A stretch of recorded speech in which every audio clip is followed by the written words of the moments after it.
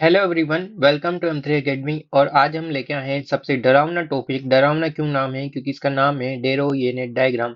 डेरो येनेट diagram आपने कई जगह से पढ़ा होगा, इसको कंसेप्ट से सीखा होगा, इसमें ICF ECF से सीखा होगा। बट आज अपन सीखेंगे कैसे ही आप देखते ही डायग्राम को अप्रोच कर पाएंगे, देखते ही आंसर लगा पाएंगे। तो डरना मना है डेरो येनेट से।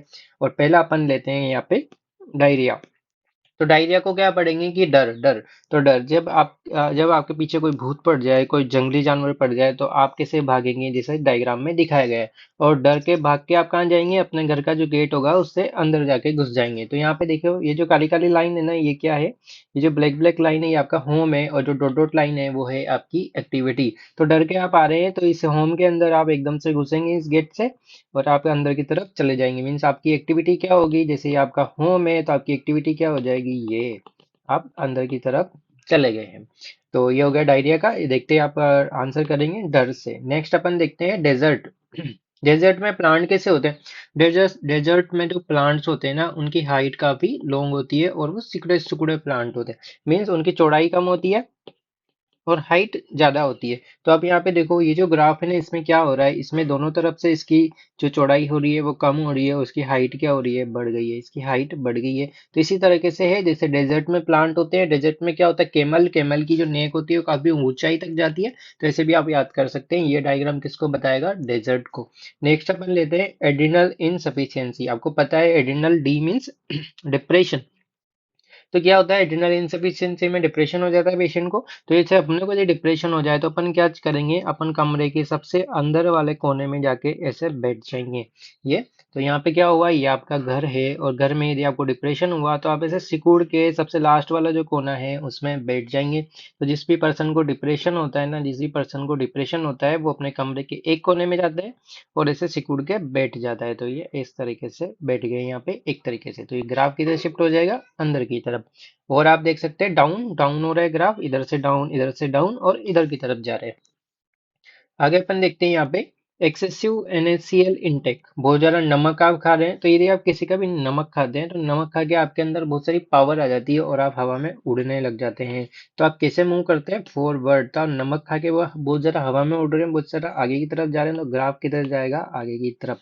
तो जैसे नॉर्मल ग्राफ ऐसे है, और जैसे आपने नमक खाया और आप हवा में उड़े यहाँ से, और आप चले गए ऐसे आगे, फॉरवर्ड फॉरवर्ड। तो ग्राफ कैसे चल जाएगा? आगे की तरफ। आगे देखते हैं SIDH। SIADH में क्या हो रहा है? SIADH का मतलब होता है, एस मीन सप्रेस सप्रेस। तो कोई भी चीज है, मान लो ये चीज है, मैं इसके ऊपर से प्रेशर लगाता हूँ, तो सप्रेस होके कैसी हो जाएगी? ऐसे चपटी यूं हो जाएगी, फैल जाएगी यहाँ पे। मान लो ये ऐसे चीज है, आपने ऊपर से प्रेशर लगाया, सप्रेस किया, तो जो ग्राफ है वो कैसे फैल जाएगा? इस तरीके से। देखो यहाँ पे कैसे चपटे हो गई हैं, कैसे फैल गए हैं यहाँ पे। तो इसी तरीके से यहाँ से आपको कर्व को भी ऐसे ही सप्रेस करके फैला देना है, फैला देना है, और SIADH का कर्व आपको यहाँ से निकाल निकाल देना है।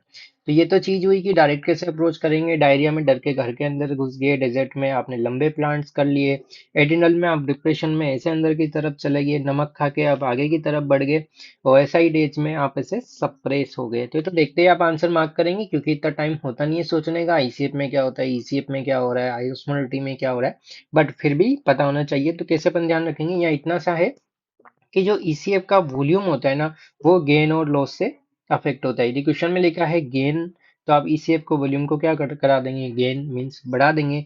यदि क्वेश्चन में लिखा है लॉस, तो आप ECF के वॉल्यूम को क्या कर देंगे? कम। यहाँ पे देखो, यहाँ क्या लिखा है? गेन। तो इसी का वॉल्यूम क्या हो रहा है? गेन इंक्रीज, लॉस तो डिक्रीज, गेन तो इंक्रीज, लॉस तो डिक्रीज, गेन तो इंक्रीज, लॉस तो डिक्रीज। केवल क्वेश्चन की लाइंस पढ़नी है, गेन लॉस, और आपको ECF का वॉल्यूम गेन में बढ़ाना है और लॉस में घटाना है।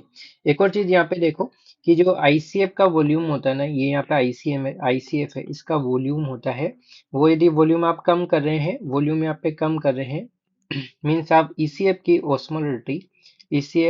ओस्मोलरिटी बढ़ा रहे हैं। तो इतना सा पॉइंट ध्यान रखना है।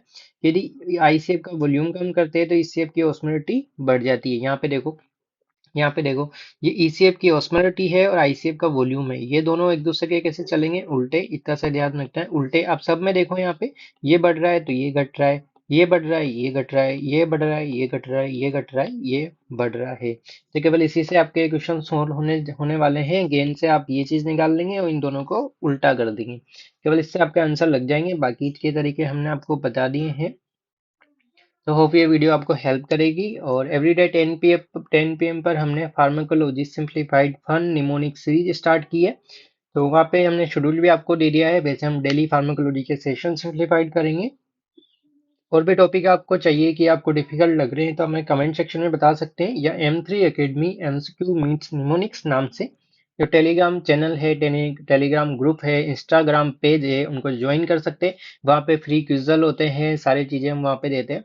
और यदि आपको एक साथ पैकेज लेना है तो हमारी अकेडमी के साथ रजिस्ट्रेशन कर सकते हैं। Thanks for